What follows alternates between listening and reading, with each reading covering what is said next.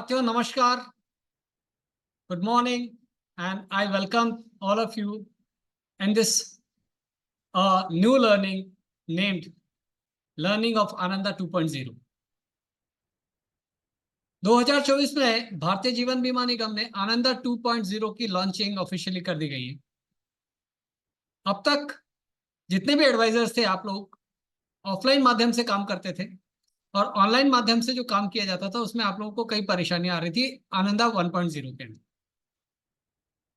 यह आनंदा 2.0 आप सभी लोगों के लिए एक गेम चेंजर है और यह जो नया प्लेटफॉर्म आया है जिसको हम कहते हैं agents to customer A2C platform, ये बेसिकली आपको हैसल फ्री काम करने के लिए बनाया गया है।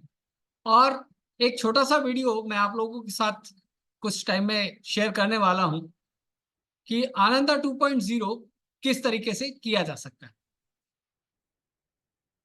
इस कड़ी में हम आगे बढ़े उससे पहले मैं आपके सामने बहुत क्लियर कर देना चाहता हूं कि आनंदा 2.0 एक ऑनलाइन प्लेटफॉर्म है आप जो भी न्यू बिजनेस करते हैं उसके लिए। अब आनंदा 1.0 के मुकाबले आनंदा 2.0 ज्यादा एडवांस है क्योंकि आप इसमें बच्चों के बीमे भी ऑनलाइन माध्यम से कर सकते हैं और बड़ों के तो कर ही सकते हैं। इसके लिए आपको जो चीजें चाहिए होगी वो आपके पास एक अच्छा इंटरनेट कनेक्शन, आपका एक एंड्रॉयड फोन और अच्छी इंटरनेट की स्पीड। साथ ही आपको चाहिए होगा जिस भी प्रपोजल का आप प्रपोज कर रहे हैं या बच्चे के लिए प्रपोज कर रहे हैं तो उसका जो भी प्रस्तावक होगा उनका आधार कार्ड या पैन कार्ड CKYC वेबसाइट से लिंक्ड होना चाहिए या मोबाइल नंबर से लिंक्ड होना चाहिए जिससे कि उनको एक सिंगल OTP उनके पास UIDAI से जाए। बाकी आगे का जो भी है वो मिलते हैं। ये प्रोसेस जो आप आने वाले समय में देखने वाले हैं इस प्रोसेस से कि कैसे आनंदा 2.0 को किया जा सकता है। मैं आप सभी लोगों को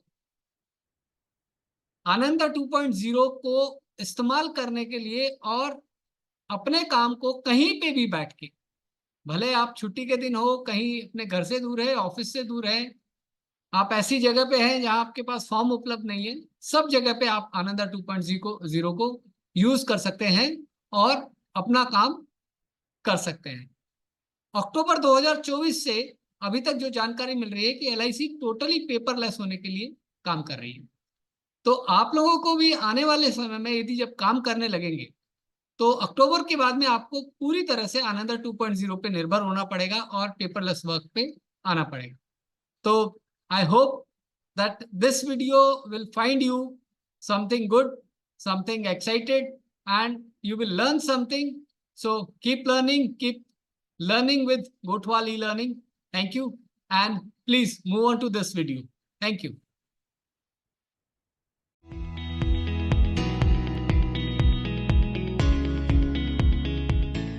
हमारे सेल्सफोर्स यूजर आनंदा 2.0 तक पहुंचने के लिए पोर्टल esales.licindia.in का उपयोग कर सकते हैं। यूजर्स शब्द का अर्थ एजेंटों और पर्यवेक्षकों की सभी श्रेणियों से है, जिसमें agent, chief life insurance advisors, chief organisers, direct selling agencies, LIC associates, development officers, senior business associates भी शामिल हैं। यूजर सेल्स चैंपियन का विकल्प चुनकर लॉगिन शुरू कर सकता है। यदि यूजर पहली बार लॉगिन कर रहा है तो उसे OTP विकल्प के साथ लॉगिन करना चाहिए। दूसरी बार यूजर 2 विकल्पों में से किसी एक का उपयोग कर सकता है।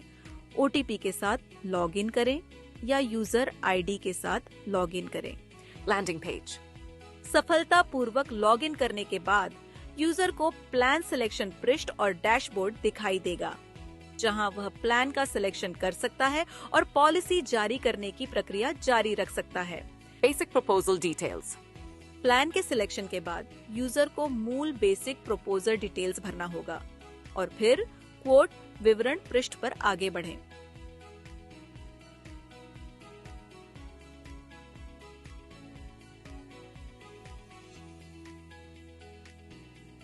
Quote details. User quote details पृष्ठ पर जाता है जहां उसे सभी क्वोट डिटेल्स भरने होते हैं और कैलकुलेट प्रीमियम पर क्लिक करके आगे बढ़ना होता है। प्रीमियम की कैलकुलेशन पर क्लिक करने पर प्रीमियम ब्रेकअप दिखाया जाएगा, जिसमें प्रीमियम का तरीका मासिक, त्रैमासिक, अर्धवार्षिक और वार्षिक में बदलने का विकल्प होगा। सिलेक्शन के तरीके के आधार पर प्रीमियम भी बदल जाएगा। यूजर को क्वोट को सेव रखना चाहिए और आगे बढ़ना चाहिए।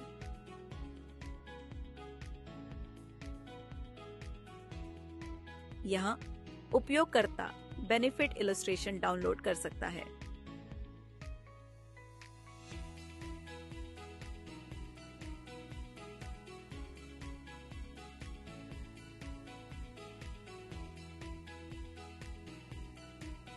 Agency details. User proposal stage पर आगे बढ़ने से पहले एजेंसी के विवरण को वेरीफाई कर सकता है। वेरिफिकेशन के बाद user proceed to proposal button click कर सकते हैं। CKYC page. अब कस्टमर की CKYC वेरिफिकेशन प्रक्रिया पूरी की जाएगी। यदि कस्टमर को अपना CKYC नंबर पता है तो यूजर इस प्रश्न का उत्तर दे सकता है, क्या आपके पास CKYC नंबर है? हाँ, और आगे बढ़ें। यदि कस्टमर के पास CKYC नंबर नहीं है तो यूजर यह उत्तर दे सकता है कि क्या आपके पास CKYC नंबर है? नहीं, और पैन या आधार नंबर का उपयोग करके सत्यापन प्रदान करके आगे बढ़ सकता है। पैन और जन्म तिथि दर्ज करने के बाद यूजर फेच डिटेल्स पर क्लिक कर सकता है। कस्टमर के मोबाइल नंबर और ईमेल पर एक OTP भेजा जाएगा जो CKYC रिकॉर्ड में मौजूद होगा। OTP के वेरिफिकेशन पर कस्टमर का CKYC विवरण प्रदर्शित किया जाता है। यदि कस्टमर CKYC विवरण से संतुष्ट है तो वे यस पर क्लिक करके आगे बढ़ सकते हैं। यदि कस्टमर CKYC विवरण से संतुष्ट नहीं है तो वे नहीं पर क्लिक करके CKYC को छोड़ सकते हैं और आधार आधारित eKYC के साथ आगे बढ़ सकते हैं। CKYC विवरण प्रस्ताव रिकॉर्ड में स्वतः भर दिए जाएंगे।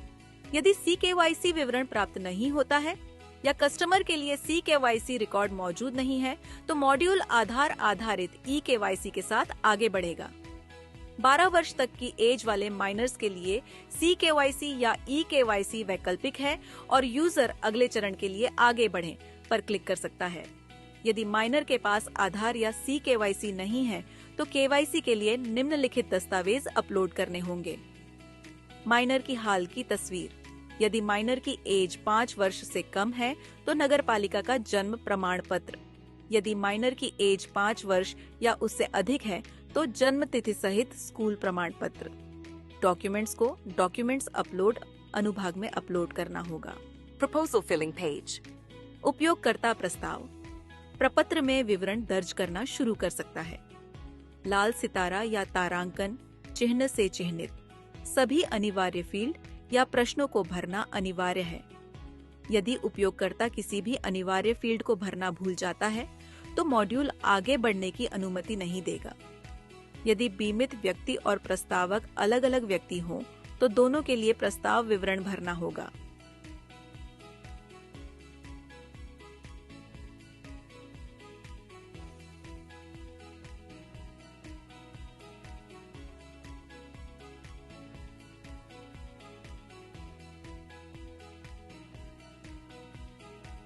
उपयोगकर्ता को प्रश्नावली के प्रत्येक सेट पर क्लिक करना होगा और विवरण भरना होगा।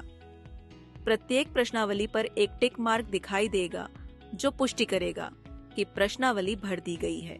उपयोगकर्ता प्रत्येक प्रश्नावली भरने के बाद ही आगे बढ़ सकता है। Nominee details page. उपयोगकर्ता को नामांकित व्यक्ति को नामांकित अनुभाग में जोड़ना होगा। नामांकित व्यक्ति का विवरण जोड़ने के बाद उपयोगकर्ता को प्रस्ताव को सहेजना चाहिए और फिर आगे बढ़ें पर क्लिक करना चाहिए। Document upload page. हाँ पर क्लिक करके दर्शाई गई सूची के अनुसार कस्टमर के लिए आवश्यक दस्तावेज यहाँ अपलोड किए जा सकते हैं। यदि नो पर क्लिक किया जाता है तो कस्टमर को कस्टमर वेरिफिकेशन के समय दस्तावेज अपलोड करने होंगे। Payment mode page. उपयोगकर्ता अब BOC और ऑनलाइन पेमेंट के बीच मोड ऑफ पेमेंट चुन सकता है। यदि BOC चुना जाता है तो उपयोगकर्ता को BOC विवरण दर्ज करना होगा। यदि ऑनलाइन पेमेंट चुना जाता है तो ग्राहक को कस्टमर वेरिफिकेशन चरण के दौरान ऑनलाइन पेमेंट करना होगा। ACR page. पेमेंट मोड का चयन करने के बाद उपयोगकर्ता ACR फॉर्म भरेगा।